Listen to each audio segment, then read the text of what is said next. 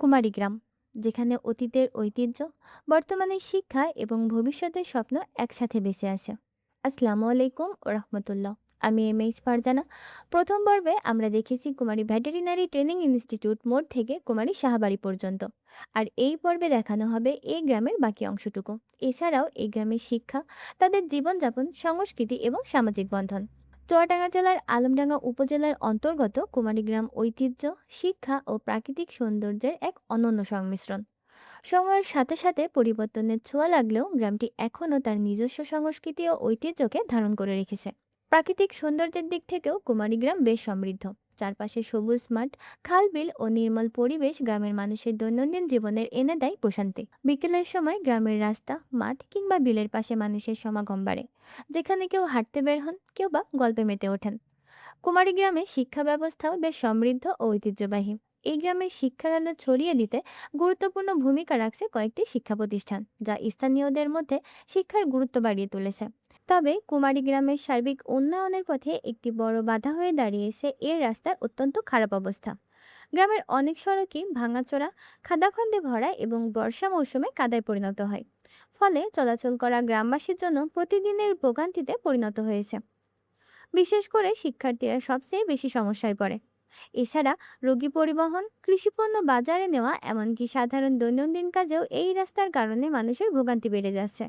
তাই দ্রুত এসব রাস্তার সংস্কার করা প্রয়োজন, কারণ একটি গ্রামের উন্নয়নের মূল ভিত্তি হলো যোগাযোগ ব্যবস্থা। কুমারী গ্রামের শিক্ষা, ঐতিহ্য ও সম্ভাবনা যতই সমৃদ্ধ হোক না কেন, ভালো রাস্তা ছাড়া এই সম্ভাবনা পুরোপুরি বাস্তবায়ন করা সম্ভব নয়। ধর্মীয় দিক থেকেও কুমারীগ্রাম একটি সুসংগঠিত গ্রাম। এখানে রয়েছে একাধিক মসজিদ, যেখানে প্রতিদিন ৫ ওয়াক্ত নামাজ আদায় করে স্থানীয় মুসল্লিরা। রমজান মাসে ইফতার, তারাবির নামাজ আর ঈদের সময় আনন্দের মিলন মেলা, সবকিছুতেই দেখা যায় এক অপূর্ব ঐক্য। সবচেয়ে বড় কথা, কুমারীর মানুষগুলো অত্যন্ত আন্তরিক ও সহানুভূতিশীল।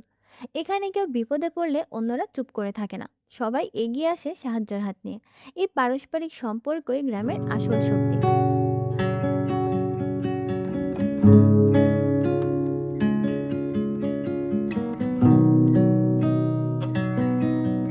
এই গ্রামে রয়েছে দুইটি প্রাথমিক বিদ্যালয় ও একটি মাধ্যমিক বিদ্যালয়।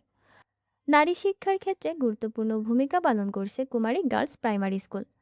এই প্রতিষ্ঠানটি গ্রামের মেয়েদের শিক্ষার আগ্রহী করে তুলছে এবং তাদের বিদ্যালয়ে আসার সুযোগ বাড়াচ্ছে। ফলে অনেক পরিবার এখন মেয়েদের শিক্ষার বিষয়ে সচেতন হচ্ছে, যা সমাজের সামগ্রিক উন্নয়নে ইতিবাচক প্রভাব ফেলবে। মেয়েদের জন্য নিরাপদ ও উৎসাহবঞ্চক পরিবেশ তৈরি করায় এই বিদ্যালয়টি বিশেষভাবে প্রশংসনীয়।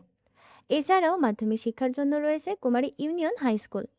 এটি কুমারী গ্রামের অন্যতম প্রধান উচ্চ বিদ্যালয়, যেখানে প্রতি বছর অসংখ্য শিক্ষার্থী মাধ্যমিক স্তরে শিক্ষা গ্রহণ করে।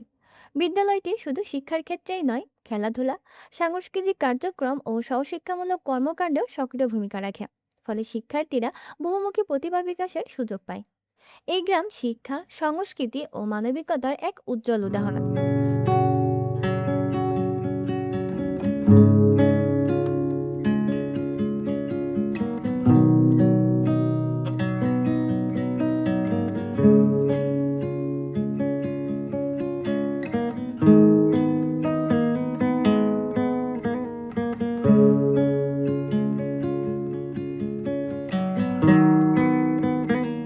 গ্রামের মানুষের জীবনযাত্রা মূলত কৃষি নির্ভর।